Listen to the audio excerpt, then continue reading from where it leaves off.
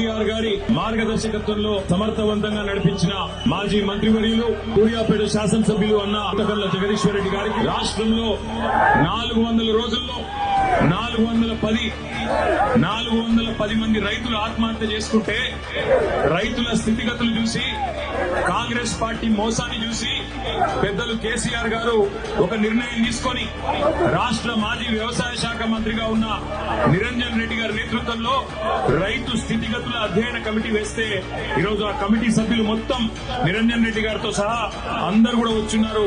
వారందరికీ నిరంజన్ రెడ్డి గారికి వారి మొత్తం సభ్య బృందానికి స్వాగతం.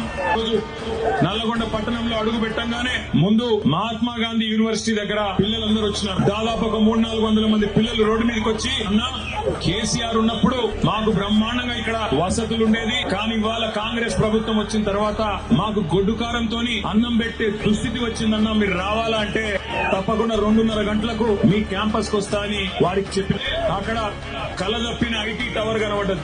మరి అందులో వెంకటరెడ్డి వచ్చినాక ఎవరన్నా ఉన్నారో లేకపోతే తాగుబోతులు అడ్డాయిందో నాకు తెలియదు, కానీ మొత్తానికైతే కలదప్పింది ఐటీ టవర్.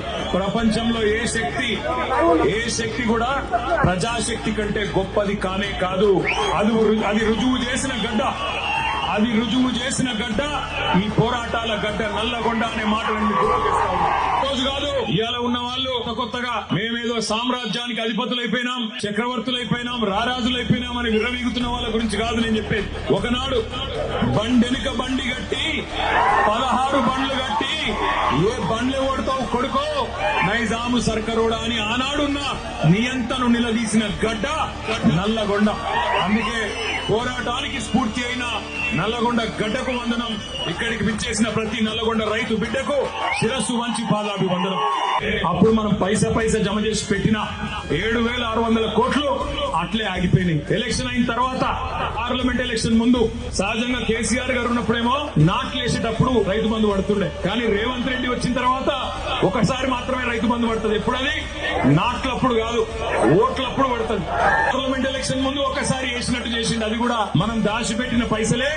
ఆ రోజు 7,600 కోట్లు అది వేసిండు. ఇప్పుడు మళ్ళీ ఎలక్షన్లు వస్తున్నాయి, జెడ్పీటీసీ ఎలక్షన్లు, ఎంపీటీసీ ఎలక్షన్లు, సర్పంచ్ ఎలక్షన్లు వస్తున్నాయి. మళ్ళా ఓట్లు దుబ్బుకోవాలి కదా, అందుకే కొత్త డ్రామా జనవరి 26కు మొదలవుతుందట, మార్చి 31 దాకా సాగుతుందట. బ్యాంకుల వాళ్ళందరూ పిలిచిండ్రు. బ్యాంకుల వాళ్ళందరూ ఏం చెప్పిండ్రు, సార్ 49,500 కోట్లు కావాలి రుణమాఫీ చేయాలంటే చేసేద్దామన్నాడు. డైలాగ్ కొట్టిండు. సరిగ్గా వారం రోజుల తర్వాత జనవరిలో రేవంత్ రెడ్డి